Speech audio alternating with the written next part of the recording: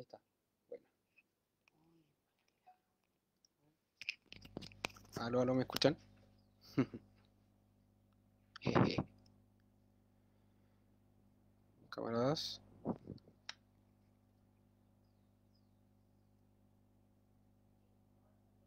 ¿Se ve? ¿Me escuchan? Aló, aló.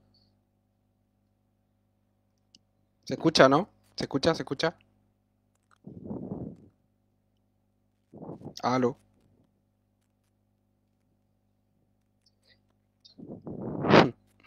Bueno, por lo que caché, sí se escucha.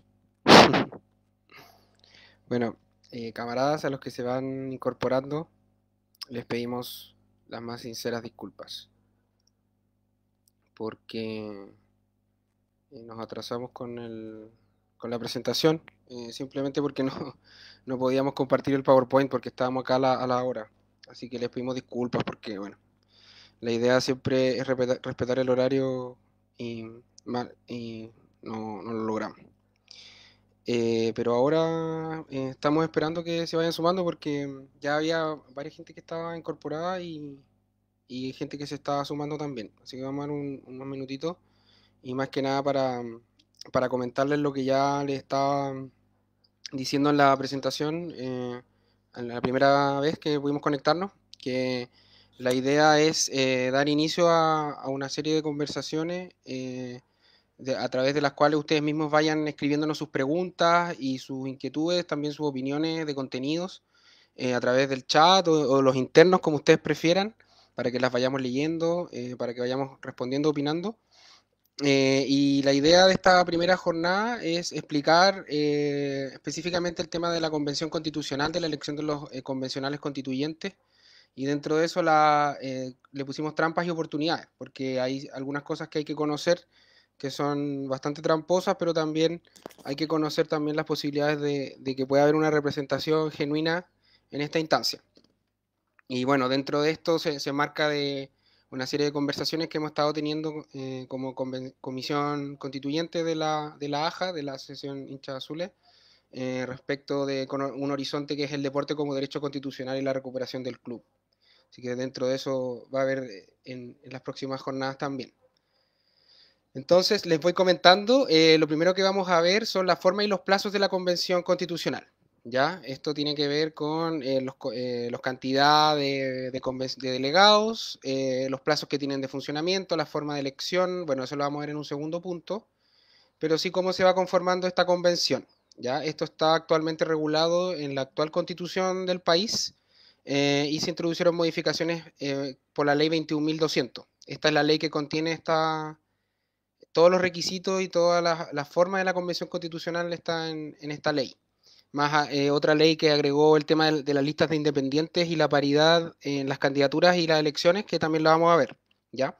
Y bueno, la idea de esto es que vayamos conociendo en el fondo en lo que estamos metidos para ver en el fondo si creemos que acá podemos disputar algo o es un espacio que está muy controlado como lo es el Congreso, por ejemplo. Porque bueno, la base de esto es que se aplica el sistema de elección de la Cámara de Diputados. Así que vamos revisando. Bueno, esta ley modificó el capítulo 15 de la Constitución y estableció un título que es de reforma de la Constitución y procedimiento para elaborar una nueva constitución política, que era algo que nunca se había incorporado en nuestro sistema. De hecho, bueno, según si esto se realizara así, sería la primera vez que una constitución se cambia según las reglas de la constitución anterior, lo cual es bastante extraño. Y bueno, se introduce una serie de normas que son un procedimiento para elaborar una nueva constitución política. Y ya entrando en lo que es un resumen igual, porque no les voy a poner todo el texto, pero sí quizás algunas cosas más importantes.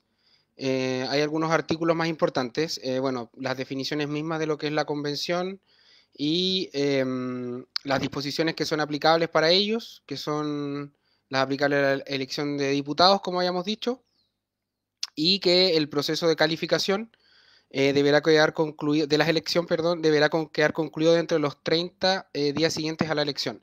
Esto es importante porque a partir de esta fecha comienza a correr el plazo para que la convención redacte la nueva constitución. Así que es desde la elección, un mes después, y luego 3 días después el presidente, y una vez que se instala son 6 meses. Bueno, eso lo vamos a ver en detalle igual un poquito más adelante. Como bueno, acá ahora no puedo ver los comentarios de ustedes porque estoy viendo la presentación, así que voy a, en algún, no sé, por un par de presentaciones más, igual voy a ir deteniéndome para ver si hay comentarios, preguntas, porque veo que ya hay varios comentarios en el chat, para ir viendo también sus opiniones. Eh, Así que eso, para que sepan, para que vayan también generando sus dudas desde ya, y quizás las vayamos resolviendo, pero si no, pueden ir planteándolas desde antes. Entonces, los requisitos para ser candidato a la Convención Constitucional están en el artículo 132 de la Constitución y dice que podrán ser candidatos los ciudadanos que reúnan las condiciones contempladas en el artículo 13 de la Constitución, que básicamente son menos, por ejemplo, que para ser diputados, porque para ser diputado se elige tener 21 años, en este caso solo se elige tener 18 años y no estar condenado a pena aflictiva, y tener derecho a sufragio.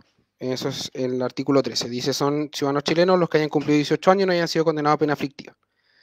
Y en este mismo artículo se dice que, bueno, hay toda una serie de reglas sobre quiénes son, no sé, por los que quieran ser candidatos, que son del Banco Central, del Ejército, de un montón de funcionarios que, bueno, que no creo que estén interesados en esta presentación, así que incluí que también hay una norma respecto de los cargos de gente que ejercen cargos directivos de naturaleza gremial o vecinal.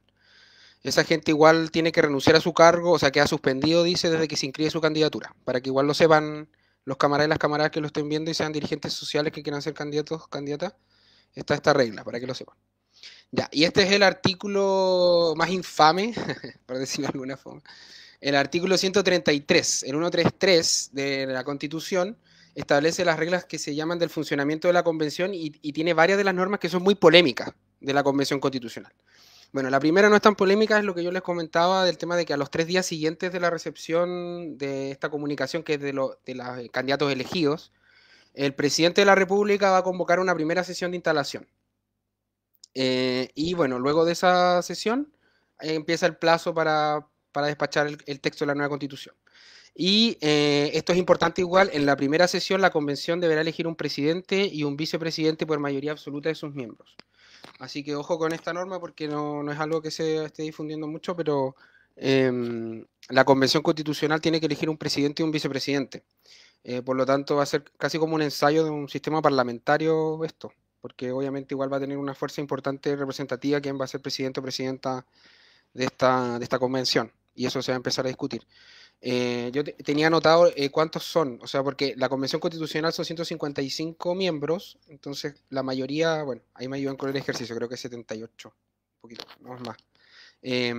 Pero tengo anotado, lo tengo en mi agenda los números, por ahí los podemos revisar. Exactos. Y ya acá estas sí son las normas que son más polémicas, porque dice, bueno, de hecho esta una de las más polémicas, que hoy día se presentó un proyecto de ley para modificar esto, dice que la Convención Constitucional deberá aprobar las normas y el reglamento de votación de las mismas por un quórum de 2/3 de sus miembros en ejercicio.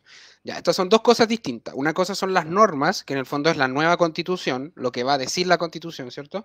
Y otra cosa es el reglamento de votación, que es eso en el fondo el votar cómo vamos a votar. Famosa chiste de eso. En el fondo, antes de que empiece a sesionar la convención constitucional, como no tiene un reglamento, tienen que reunirse los convencionales y definir si van a trabajar en comisiones, si van a proponer, no sé, pues hacer indicaciones a los proyectos, si cuántos convencionales tienen que apoyar un proyecto, etcétera.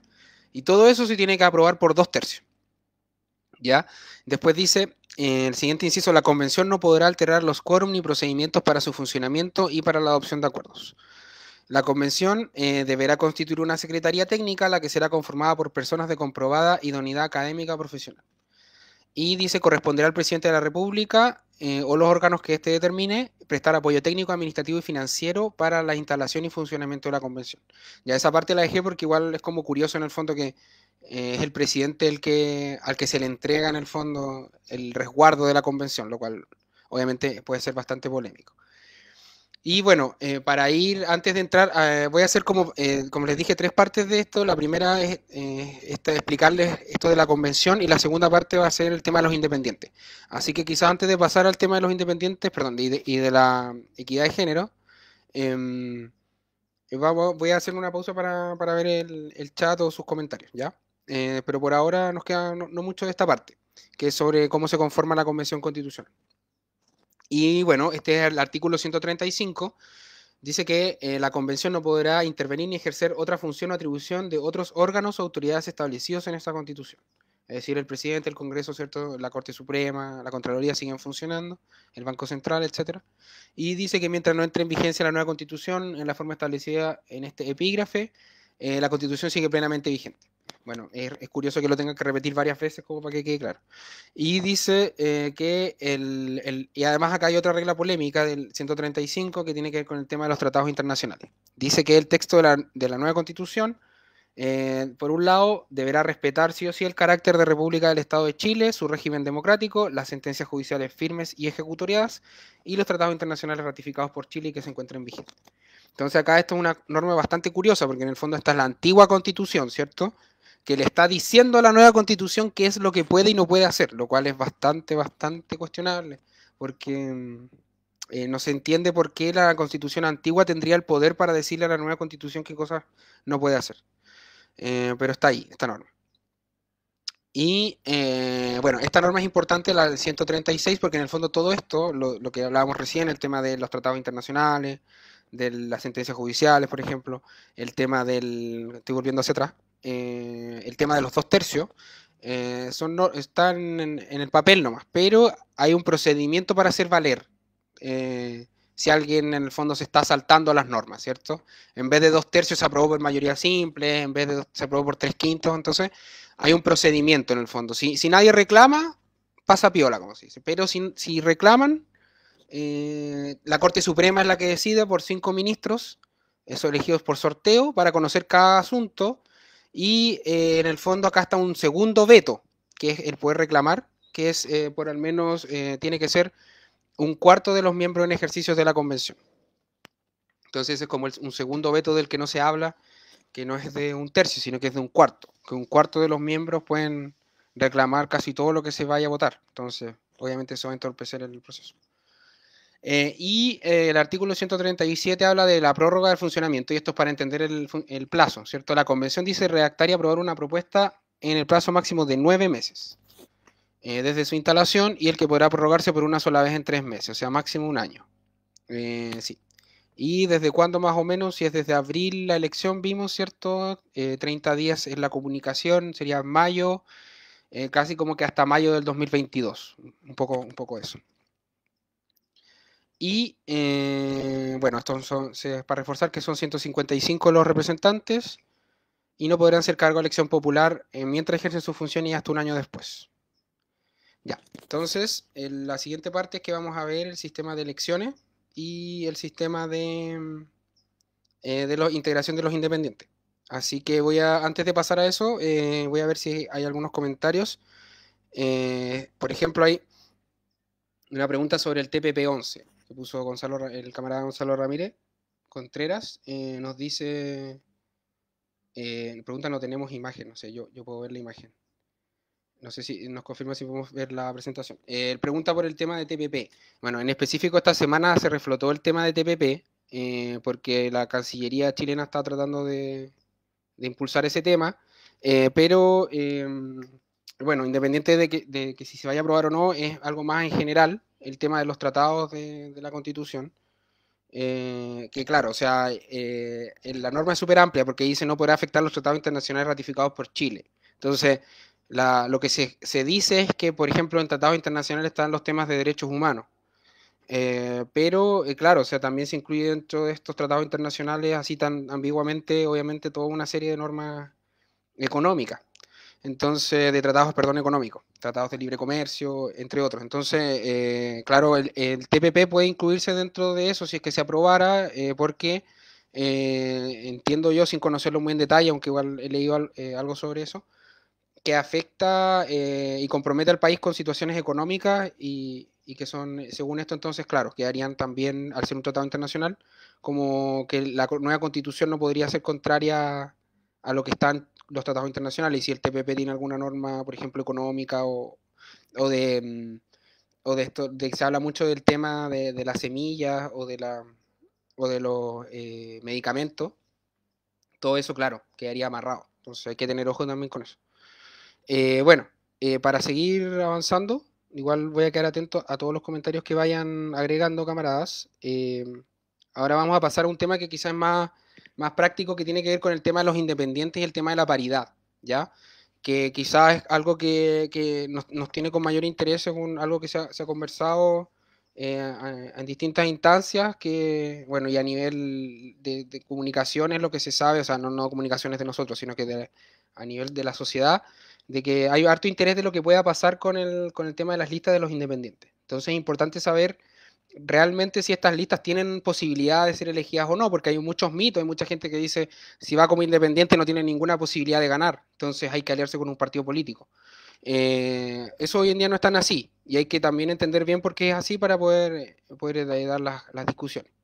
Entonces, bueno, como les comentaba, bueno, mucho texto, pero se aplica a la elección de los convencionales constituyentes el sistema de los diputados.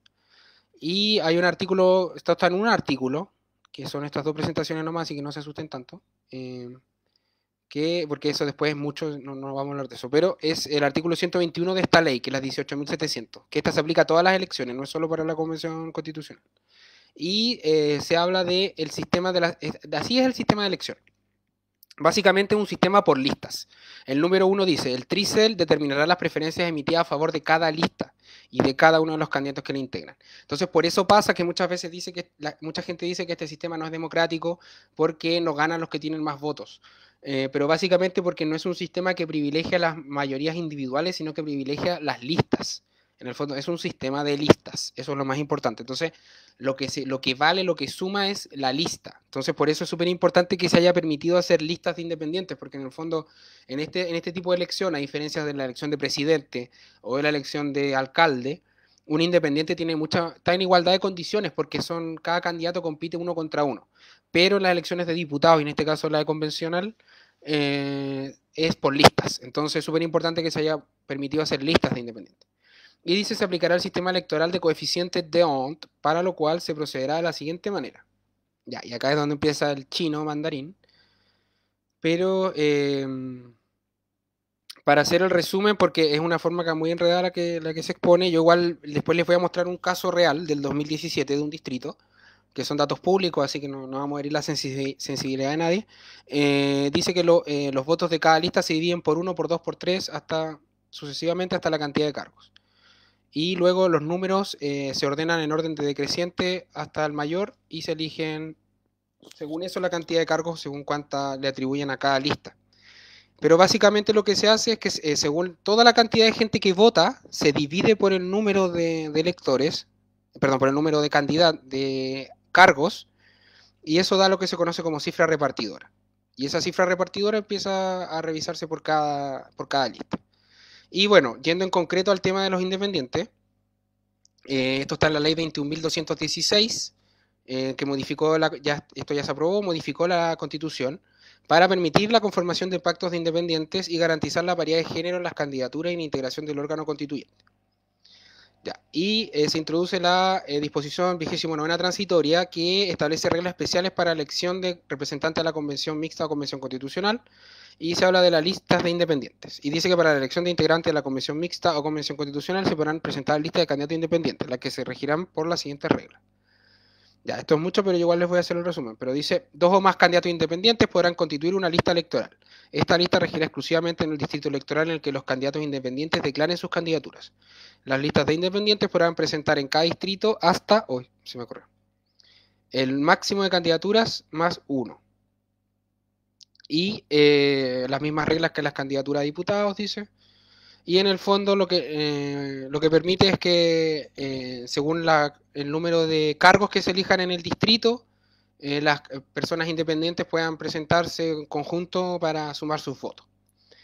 Y respecto del equilibrio de género, se habla de, por un lado, la declaración de candidaturas. Y bueno, acá básicamente hay que distinguir dos situaciones. Si en el distrito se elige un número par o se elige un número impar. Si es par es mucho más sencillo, ¿cierto? Pero si es impar hay algunas reglas más especiales. Em, pero, porque de hecho son bastante enredadas. Igual esto está a disposición de todos. Bueno, les voy a tratar de hacer el resumen como de todo lo que he hecho. Bueno, pero dice si hay una cantidad impar, un sexo no podrá superar al otro. Respecto de, esto es importante porque dice que en los distritos donde se eligen 3 o 4 escaños, las listas podrán declarar hasta 6 candidaturas. Eso es importante. Y se distribuirá de la siguiente forma. Se hará en el fondo la misma repartición que se hace siempre, y si de la repartición de siempre resultan igual número de hombres, igual número de mujeres, se deja hasta ahí. Pero si se habla de asignación preliminar, resultan que hay más hombres o más mujeres elegidos en total, se tiene que hacer la corrección de género, que en el fondo consiste en que según los votos que tuvo cada candidato, ahí sí empieza a primar el número de votos de candidato. Se dice que en aquella lista que no cumpla la paridad, porque en el fondo si hay más de un candidato elegido por lista, hay 2 o 3, ¿cierto? Entonces, si no se cumple con la paridad en alguna lista, tienen que integrar a la mujer o al hombre más votado de esa lista. Así es como básicamente va a funcionar. Súper largo, así que por eso les digo que mejor les hago un resumen. Pero es súper enredado. Ya, y para ver en concreto, en el fondo, cuántos votos se necesitan para ser elegido convencional, acá yo les tengo esto es un distrito de la región metropolitana, que es el distrito 9. Entonces, acá, bueno, después este es el ejercicio matemático que yo hice, pero para que puedan ver más o menos las candidaturas, bueno, en esta voy a parar, pero es que quiero ver, acá en total votaron 336.776 personas en esta elección. Esto es del 2017, ¿ya? Entonces, imaginamos que la convención constitucional fuera algo parecido a esto. En este distrito, bueno, como les digo, votaron 336.000 personas, y para ser diputado se necesitaron 21.000 votos, acá en el caso de Maite Orsini Pascal, que es de Revolución Democrática, 16.000 votos en el caso de Cristina Girardi del PPD, Carol Cariola sacó muchos votos, 50.446, y después por la derecha, bueno, y acá hay uno que sacó pocos votos porque acá se da este famoso tema del arrastre, ¿cierto? Porque miren, este candidato sacó 4.300 votos y salió diputado. Eh, y bueno, de ahí 30.000, 19.000, 30.000 votos. Entonces, así en concreto, básicamente, como les digo, esto es un tema de listas. Entonces, acá suman todos los votos de este partido, que es el Partido Comunista, y suman 54.000 votos. Entonces, esos votos suman más que muchos otros partidos, entonces eligen a los dos candidatos. Entonces, al final, ¿cuántos votos se necesita para ser elegido? Depende de muchas cosas. Por eso es importante las listas, ¿cierto? Porque a través de esa forma se puede integrar a distintas personas. Por ejemplo, acá igual pasó con... No, acá el DRD no pudo integrar con menos votos. Pero eso es importante. Y bueno, acá como para explicar cómo funciona la resta, les pido paciencia con las matemáticas. Si ese era el total de votos, eso se divide, se elegían, creo que eran 8 o 7 diputados, los vamos a ver, es 1, 2, 3, 4, 5, 6, 7. Se divide 336.000 por 7, y eso se va restando a las listas. Yo acá hice un resumen de la lista. Por ejemplo, veamos, concentremos en una, la lista B, que acá era eh, esta, la DRD, Poder, Partido Igualdad, etcétera. Esa lista tenía 58.000 votos, perdón, 53.800 votos. Entonces a esa lista se le resta la cifra repartidora y le quedaron 5.690 votos para una segunda repartición, porque así cada vez van restando. Y bueno, de ahí está el tema de los subpactos, porque en el fondo acá suman, es como que hubiera una lista dentro de la lista, según el partido político. Entonces suman, y para definir quién se queda con el cargo es como el subpacto que tenga más votos. Entonces, bueno, es un poco enredado, pero es así. No puedo hacerlo más sencillo si ustedes vieron que es súper enredado, pero espero que hayan entendido algo de cómo se van sumando y restando los votos, eso es lo importante. Y bueno, de ahí lo que nos queda repasar para hoy es el tema de los proyectos que ya están en discusión para hacer esta convención constitucional un poco más participativa, que son los proyectos de pueblos originarios y también integración de independientes y de personas con situación, acá lo tengo, para no decirlo mal, situación de discapacidad, dice el proyecto. Así que antes de pasar a eso, que ya sería la tercera parte, voy a revisar el chat también para ver si es que hay comentarios o alguna pregunta que hayan estado haciendo camaradas. Por ejemplo, Fernando Sagredo nos decía que lo importante es que la nueva constitución quede establecido cómo se pueden cambiar esos tratados en el futuro. Esa es puede ser importante, ¿cierto? Ahora, el problema de que todo lo que vaya en la nueva constitución se tiene que aprobar por 2/3, según las reglas que tenemos ahora. Entonces, es complicado poder decir algo sobre eso. Entonces, esos son dentro de los distintos problemas que hay.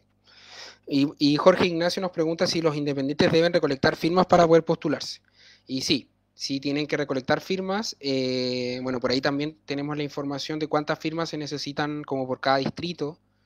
Afortunadamente hoy en día no son tantas firmas como antes, pero claro, el problema es el tema de la pandemia, ¿cierto? Porque es difícil muchas veces, en general, para la gente concurrir a una notaría y más hoy en día. Entonces, eso dificulta obviamente poder hacer todos esos trámites, pero también está el tema de que se estaba discutiendo, y bueno, no alcancé a buscar información sobre eso, de que se puede hacer la firma para apoyar a un candidato independiente a través de la clave única del registro civil.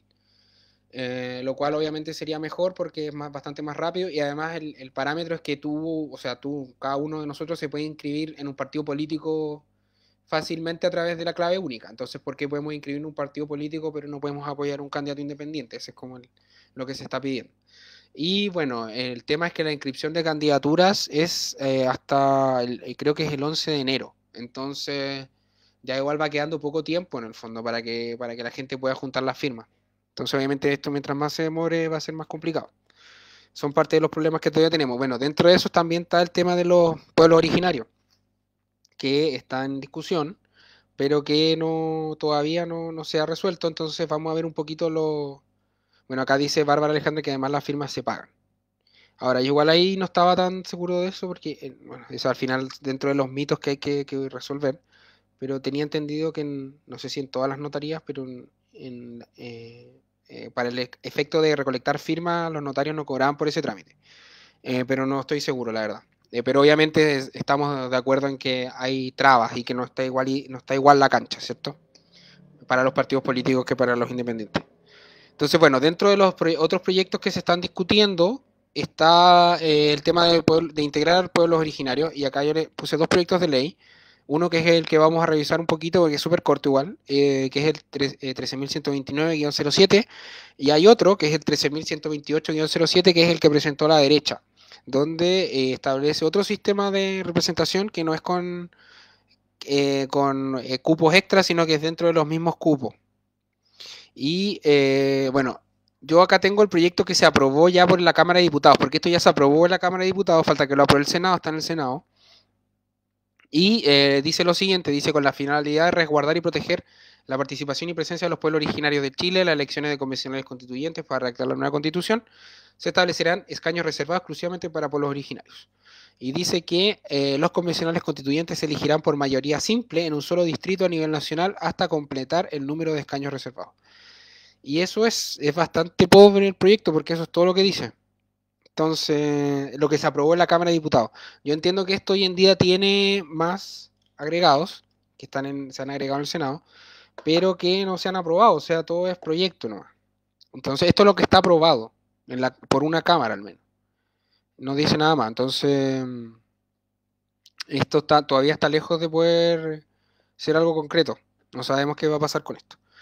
Y bueno, y esto se agrega también otro artículo transitorio a la Constitución que dice que con la finalidad de resguardar y proteger la participación de las personas en situación de discapacidad en las elecciones de los convencionales constituyentes para redactar la nueva Constitución, se establecerá un porcentaje mínimo de 10% de los candidatos en las listas conformadas por un solo partido, las listas de personas independientes y los pactos electorales a nivel nacional.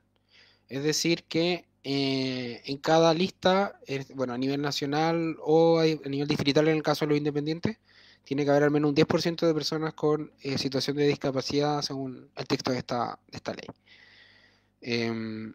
Y bueno, dentro de las cosas que no están en discusión hasta el día de hoy, lamentablemente, bueno, sí está ahora en discusión el tema del quórum de los 2/3, porque lo vimos, salió hoy día mismo en la tarde, que se presentó un proyecto de ley que busca modificar el tema del quórum de los 2/3, y lo que propone es que sea la convención en su primera reunión, ¿cierto?, la que defina ese tipo de cosas, lo cual a mí me parece que sería bastante mejor.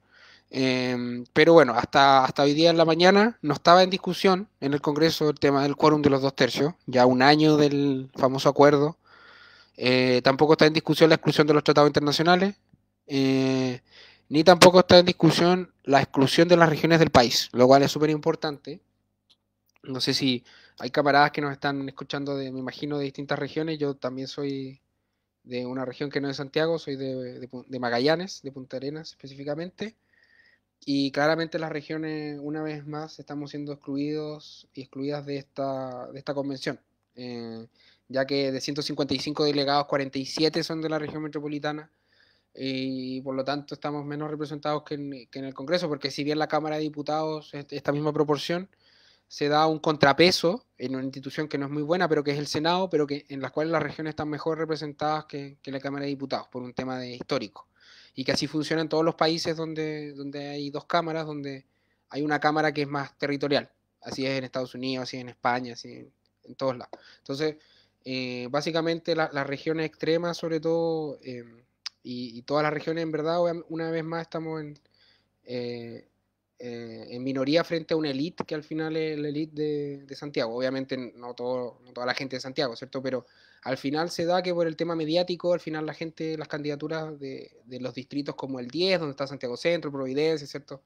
O Las Condes, son las que se llevan toda la atención mediática. Entonces seguimos con el centralismo y con la concentración del poder, y eso es lo que tenemos que romper. Así que eso era, camaradas, no era una presentación tan larga como las otras veces.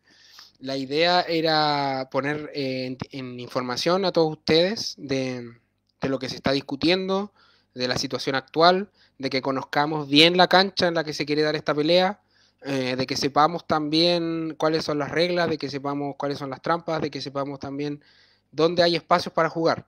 Dentro de esto vimos el tema de la elección de listas de independientes. En el fondo, el poder formar una lista independiente superando todos los escollos que eso tiene hoy en día, te permite estar de igual a igual, al menos en la papeleta frente a los partidos. Obviamente no en la realidad, porque los partidos tienen control mediático, tienen más recursos, ¿cierto? Tienen y un montón de otras cosas. Pero sí en la papeleta, y sabemos que hoy en día hay un sentir mayoritario, o eso pensamos muchos, muchas y muchas, de que las cosas se quieren cambiar y que no se quiere seguir haciendo las cosas como estaban, y que queremos algo que nos represente más directamente. Y dentro de eso sabemos que hay instituciones que están más o menos obsoletas, y para eso, bueno, no se ve tan irreal. Si es que se logra en cada espacio, al final es un desafío que tenemos cada uno de nosotros en su espacio, de poder ayudar a conformar esto, de apoyar a la gente que lo está intentando, de participar, de ojalá poder apoyar quizás a cada uno si lo desea así con una firma, quien sea, ¿cierto? Y darle ánimo también a la gente que está haciendo esto. Y para ver también los números, voy a retroceder un poquito, como hablábamos acá, ¿cierto? Es importante ver esto. En la elección de 2017, por ejemplo, para diputados en este distrito votaron 336.776 personas. Y para el 25 de octubre, hace casi un mes, votaron 462.626 personas. O sea, son 120.000 votos más. O sea, es bastante. Es un tercio más casi, si es que no me falla tanto la matemática. Entonces, hay claramente allí un nicho, o sea, un espacio de gente que quiere verse representado de otra forma. Y dentro de la misma gente que votó la vez pasada también, mucha gente que quiere otras cosas. Entonces, esa es como la idea de estos camaradas, era mostrar también que esto se puede hacer y que no es tan irreal, no es tan ilógico. No es como solo la opción, en el fondo, ser parte de una lista de un partido político. Así que, como la idea tampoco es extenderse innecesariamente, ¿cierto? Voy a revisar si tenemos más comentarios. También obviamente tienen abierto, lamentablemente estamos interactuando con este esquema, y nos gustaría también poder transmitirles la palabra, pasarles la palabra, ¿cierto? Para que puedan hablar ustedes. Estaría encantado, encantadísimo, pero estamos casi que experimentando con el Facebook Live, así que espero que para otras jornadas, otras sesiones podamos también darles la palabra. Es ideal, es lo ideal, que podamos todos interactuar acá. Pero también estamos tomando nota, obviamente, de todo lo que están comentando, tanto por el post como por interno. ¿Hay más comentarios? Vamos a ver una pregunta que hay acá. que pregunta Ale Sofía, dice, pregunta por interno, dice una persona que no tiene Facebook, dice, los 2/3 son para aprobar cada artículo en particular, la propuesta general u otro. Ya, a ver, lo voy a anotar. 2/3. Y dice, la otra semana pasada oí a un constitucionalista de derecha que decía que los 2/3 eran solo para fijar el reglamento inicial. ¿Qué es eso del reglamento inicial? ¿Y qué significa eso de que se puede aprobar algo con menos de 2/3 si el reglamento dice eso? Ya, entonces, está súper interesante la pregunta. Igual es algo de que habíamos visto un poco. Voy a volver al tema de los 2/3 porque está por acá. No sé, no se mareen, no se mareen. Si estoy buscando yo acá. Ya, el artículo 133 de la Constitución actual, el 133, para responder la pregunta. Entonces, la primera pregunta dice, no, la primera pregunta la voy a responder después. Primero voy a responder la segunda pregunta que dice si los 2/3 son solo para el reglamento inicial, y entonces, ¿qué es el reglamento inicial? Y si puede aprobarse algo con menos que eso ya. El artículo 133 dice que la convención deberá aprobar las normas y el reglamento de votación de las mismas. En fondo, las dos cosas. Entonces, por un lado, ¿qué es el reglamento inicial? Esto es lo que acá en el artículo 133 se habla de reglamento de votación. ¿Y qué es este reglamento de votación? Como les he explicado un poco, es se dice cómo hay que votar. ¿Qué significa eso? Por ejemplo, hoy en día en el Congreso, para poder presentar un proyecto de ley, tiene que estar firmado por una cierta cantidad de diputados o de senadores. Entonces, este reglamento tiene que decir cuántas firmas se necesitan para poder presentar algo en la convención. Va a decir cómo se va a votar, si se va a votar primero en general y después en particular. Va a decir si se va a votar en comisiones y después en plenario, etcétera. Entonces, ese es el reglamento de votación, el reglamento interno. Y, como dice la norma, dice que eso se tiene que aprobar por 2/3 de los miembros en ejercicio, que eso es 108 o 109, por ahí tengo el número exacto. Y por otro lado, lamentablemente no es como se pregunta, no es, al menos lo que se entiende de la literalidad de la norma, que dice la convención deberá aprobar las normas por 2/3. Es decir, no solo el reglamento inicial, sino que todo lo que se vaya a votar, ¿cierto? Todo el contenido tiene que votarse por 2/3. Ahora, vamos a la primera pregunta, que dice, los 2/3 son para aprobar cada artículo en particular, la propuesta en general u otro. Sobre ese punto hay una polémica, súper polémica, que de hecho puede que toda esta convención funcione súper bien y lleguemos a última hora y todo se caiga, porque hay un sector del acuerdo de la derecha, que yo recordaba por ejemplo a Andrés Halaman, que él defiende esta visión. Él dice que es lo primero que se pregunta acá. No, perdón, lo segundo, que es la propuesta en general. Es decir, que, o sea, todo. Esta propuesta, que es como la visión conservadora del acuerdo, lo que dice es que tanto cada norma como el total, al final, tiene que votarse por 2/3. Entonces, primero, artículo por artículo, tiene que aprobarse por 2/3, y luego, una vez que ya esté completo el texto, además todo ese texto completo tiene que votarse por 2/3. Entonces, claro, es como una doble trampa. Ahora, otro sector del acuerdo dice que no, que es artículo por artículo y que está una interpretación como tirada de las mechas, por decirlo de alguna forma. Ahora, si leemos el artículo, acá ustedes lo pueden leer, dice, la convención deberá aprobar las normas y el reglamento de las mismas por un quórum de 2/3 de sus miembros en ejercicio. Es bastante ambiguo, porque dice, la convención deberá aprobar las normas. En ninguna parte dice cada norma, cada artículo o el total de las normas, solo dice las normas. Y bueno, una de las reglas, por ejemplo, de interpretación jurídica es que si en este caso el constituyente, la constitución no distingue, el intérprete no puede distinguir. Entonces, si la constitución dice las normas, son todas las normas, ¿no? No hay distinción, no es como norma por norma, total. Eso podría ser un buen pie para la visión conservadora, en el fondo. De que todas las normas, es decir, las normas, el conjunto, las normas es el conjunto, ¿cierto? Tienen que aprobarse por 2/3. Así que es complicado el tema, es polémico, no es claro y probablemente esto si es que no hay acuerdo, que es lo más probable, va a terminar resolviendo por la Corte Suprema al final de todo, porque como decíamos en el artículo 136 habla de que la Corte Suprema es la que al final va a resolver esto. Y ahí se verá. Así que eso, gracias por la pregunta. Gracias por la pregunta. Vamos a leer más preguntas. Víctor de B Azul pregunta si las listas son nacionales o por distritos. Hay dos tipos de listas, las listas de partidos y las listas de independientes. Y las listas de partidos, si los partidos están constituidos a nivel nacional, pueden presentar listas a nivel nacional. Pero los independientes solo pueden presentar listas a nivel de distrito. No hay listas nacionales de independientes, solo a nivel distrito. Entonces, en el fondo, ahí es donde, por eso yo hablo de que hay que enfocarse en el fondo en cada territorio. No hay que perder la vista de que acá, si bien obviamente hay no sé, un reclamo a nivel nacional, obviamente que sabemos que los temas no pasan por cada uno de nuestros territorios, sino que hay un problema global del país.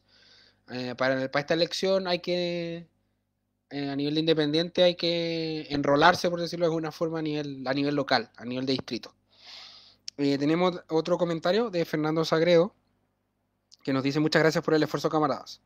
Veo que hay que apoyar a independientes, tanto en lista propia como independientes aliados, con partidos que se comprometan con los derechos sociales, entre ellos el derecho al deporte y así recuperar los clubes como instituciones sociales. Hay que tener cintura táctica para avanzar nuestras posiciones. Gracias, Fernando, por tu comentario. Sí, estamos bastante de acuerdo. Bueno, estoy de acuerdo y hablo como por lo que hemos hablado en las reuniones, en verdad. Con lo que tú comentas y sobre todo el tema como dices tú, los derechos sociales, entre ellos el deporte. Bueno, eso va a dar para una sesión aparte donde veamos el tema de deporte, de la ley del deporte, de cómo el deporte puede estar en la Constitución, de cómo se ven otras constituciones del mundo o de Sudamérica, el tema del deporte y obviamente eso queremos vincularlo con el tema de los clubes como instituciones sociales, como dices tú. Y bueno, dentro de eso, de lo que hemos conversado en otras reuniones, se ha visto el tema de cómo eso puede redundar, ¿cierto? En esta nueva constitución, en que podamos recuperar nuestro club, no solo nosotros, los hinchas de la U, de nuestro club tan hermoso, pero sino que todos los hinchas del país que puedan recuperar sus instituciones, eh, los que quieran, porque bueno, hay algunas otras instituciones que pasaron voluntariamente a ser sociedad anónima. Investigue, cada uno sabrá averiguar qué institución pasó a ser voluntariamente sociedad anónima, pero la de la U no fue voluntario, fue de hecho un hecho tramposo, traumático, y eso tenemos que ver la forma, obviamente, de que a través de toda esta discusión, que somos un sector importante de la sociedad, de una institución cultural, ¿cierto? Social y deportiva, pueda recuperar su libertad, su independencia y sus valores. Entonces, dentro de eso quizás como obviamente nos interesa, camaradas, discutir todos los temas, pero claramente uno de los que más nos interesa sacar de todo esto es cómo vamos a poder hacer para poder influir en la recuperación de nuestro club y de los clubes en general a través de la Constitución. Y bueno, lo que hemos pensado es, o sea, esto todo todavía se está viendo, ¿cierto? No tenemos claro, es el tema, no es que no les quiera contar, pero la idea es que se reconozcan las instituciones, o sea, el deporte, pero también la institucionalidad del deporte, institucionalidad deportiva, de alguna forma en la Constitución, y eso reconozca en el fondo el sentido democrático que tienen que tener las instituciones deportivas, como toda institución que está en la Constitución. En el fondo ese es el punto, eso es lo que podemos ganar, que la Constitución, tanto la actual como la futura, va a decir, ¿cierto?, que es democrática, y ahí lo que se aplica por el derecho es que todas las instituciones que están en la Constitución, por tanto, también son democráticas. Entonces eso es una de las vías, ¿cierto? Incluyendo la institucionalidad del deporte, las federaciones o las distintas asociaciones, clubes, se van a tener que impregnar de ese espíritu democrático y en el fondo de la participación de los socios de alguna forma. No va a poder quedar fuera. Y eso es dentro de los caminos que se va a ver y como les digo, eso va a ser para una jornada especial que vamos a tener solo para el tema de club y de ley del deporte y del deporte como el derecho social. Así que gracias, camarada, por tu comentario. Eso, camaradas, por ahora no veo que haya unos comentarios, por lo menos acá en el chat del Facebook. Estoy desde mi celu viendo porque estoy con la pantalla compartida acá. Pero les agradezco a todos, a todas, a todos por su participación, por apañar, por estar acá, por interesarse, ¿cierto? Porque esto es un tema que si tenemos que ponerle aguante, porque necesitamos informarnos tanto de esto, bueno, la próxima sesión va a ser ya más de contenido, de los sistemas políticos, de el presidencialismo, el federalismo, el parlamentarismo, etcétera, distintos conceptos. Lo va a hacer otro camarada la presentación.